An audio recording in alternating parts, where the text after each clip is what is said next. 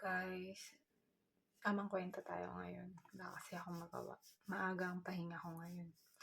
Ang worst experience ko dito ngayon sa Hong Kong, ilang days na akong nangangati. Hindi ko alam kung bakit.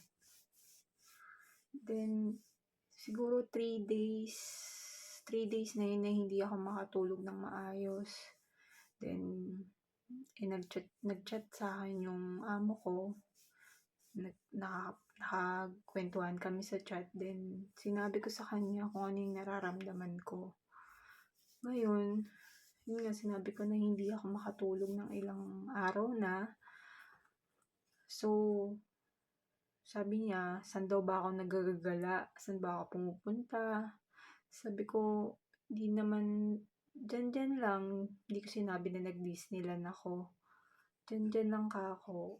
Tapos, sino-sino raw ba yung mga kaibigan ko? Kilala ko daw ba yung mga kaibigan ko? Sabi ko naman, mga ka-batchmate ko lang po sila sa TESDA. Tapos, mga pumunta dito, kasabay ko po. Sabi kong ganon. Then, bali, sabi kasi, uso daw dito yung mga bags, yung mga nick-nick, ganon. Then, una, binila nila ako nito. Yan, ang name nito is Mopico S ointment para daw sa mga itchy, so yun nga, sa mga kakagat ng bugs, kung anek-anek pa.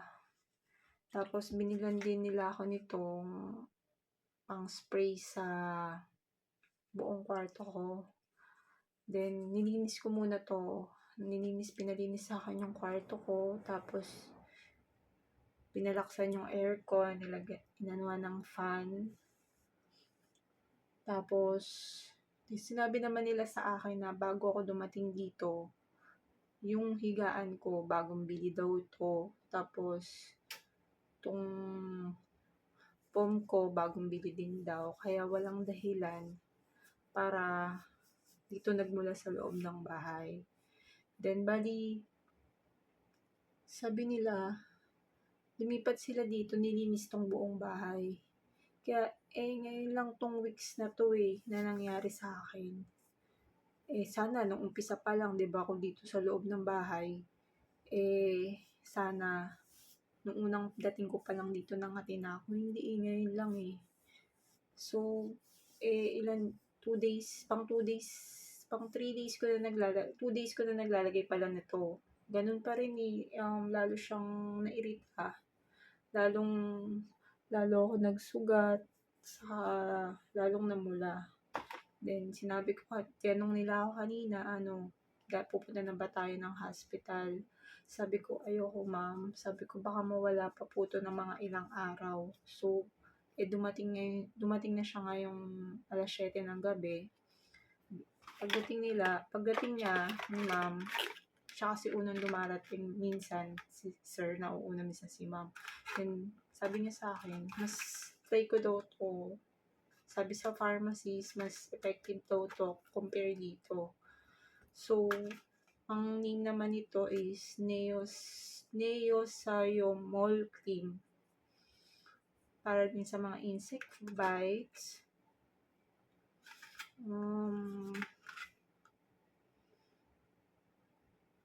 Leaf symptomatic local relief of allergic itchy due to insect bites and skin contact with nettles. So, ngayon, bago ako pumasok ngayong alas 8 dito sa room, naglinis ako ng katawan ko, then nilagay ko to sa buong katawan ko. Sabi lang, dun daw lang sa nangangati. Hindi, nilagay ko na lang talaga lahat sa buong katawan ko kasi sobrang kati talaga. So, hopefully, sana ma-effective sa akin to. Ito. Hopefully, sana talaga may effective to sa akin. Ayoko talaga mapunta sa hospital namin kung bakit. Kasi, kwento ko na. Ngayon, kanina lang, mga siguro 6 or 6:30 nag-chat yung friend ko, kasama ko dun sa Disneyland. Then nagsabi niya sa akin, kamusta daw ako? Sabi ko, kamusta daw yung pangangati ko? Sabi ko, eto Makati pa din. Then nag-chat siya sa akin, akala daw niya na pauwi na daw ako ng Pilipinas. Sabi ko, bakit naman ka ako? Kasi nga daw, sa agency daw, may isang napauwi. Dumating dito is July 30. Then, napauwi yata siya. Kasi, dahil din sa pangangati. So, kasalanan ba naming mangati kami? Sabi kong, kasalanan ba natin? Sabi kong ganun. Ngayon, nangangati na rin siya kasi pumunta siya nag-mountain climbing siya. Pumunta siya sa bundok. Nung linggo ata, hindi ko alam kung kailan. Tapos, sinabi niya sa akin ngayon na nangangati din daw siya. Hindi niya na masabi sa amo niya kasi natatakot siya. Baka matanggal at mapauwi din siya. Sabi ko ako hindi ako nagdalawang isip na sabihin sa amo ko kasi una pa lang sinabi nila sa akin pag may problema, may gusto ako sabihin ko, wag akong atubiling sabihin sa kanila. Sabi ko sa kanila na yung nararamdaman ko. Kaya yun, kawawa naman yung napauwi. Hopefully, sana mawala na itong mga kati-kati na to. Umiiwas na rin ako kasi last week, ang dalas namin kumain ng manok. Tapos umibig pa sila ng Jollibee Chicken Joy. Ilang days din yun. Tapos nagna-nuggets ako. Tapos puro seafoods, shrimp, fish, puro ganun yung kinakain ni ma'am. Kasi nga buntis. Kung ano yung kinakain nila, yun din yung kinakain ko. Kaya sabi ko, sa isip ko, total, ako naman yung nagluluto. Hindi muna ako magluluto ng mga ganun. Ng mga malalansa. Try ko. Tapos, everyday din kasi, every morning, kumakain ako ng itlog. Sabi ni sir, saka ni ma'am, everyday ko kailangan kumain ng itlog. Yung iiwasan ko na rin muna yun. Kain ng mga malalansa. Sana maalis na to. Ayoko rin mapauwi nung ayoko lumala to. Sobrang dami na nila.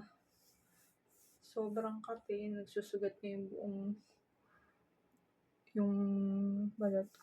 Kasi daw dito sa Hong Kong, uso daw talaga yung kunyari, yung isang friend mo is may ngik-ngik, may pangangati. Kahit katabi ka niya, pwedeng pumunta daw yun sa'yo, sabi ni ma'am. Sabi kong ganun.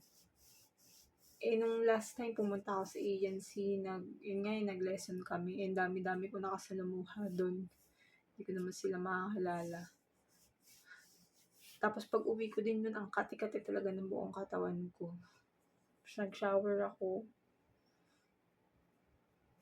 Lalo nag-trigger na pumunta ako ng lesson.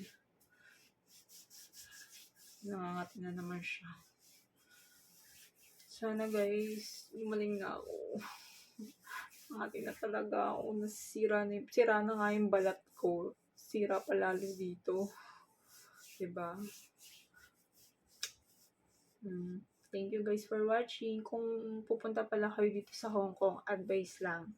Kung magta-travel kayo, o darating din po kayo dito sa Hong Kong na magtatrabaho, payo ko lang, wag po kayong uupo kung saan-saan, lalo na sa mga kahoy na upuan. Wag po kayo uupo basta-basta kasi may mga niknik po kasi. Yun po yung sinabi sa akin ng amo ko. Nangangati na naman ako. Sana hindi naman to yun, no? Kasi sabi nila, pag niknik daw talaga to, kailangan mapuksayan kasi nakakalat sa buong bahay. Oh my God. Buti nga wala sa mukha ko oh. Sa katawan lang. Thank you guys for watching. Bye-bye.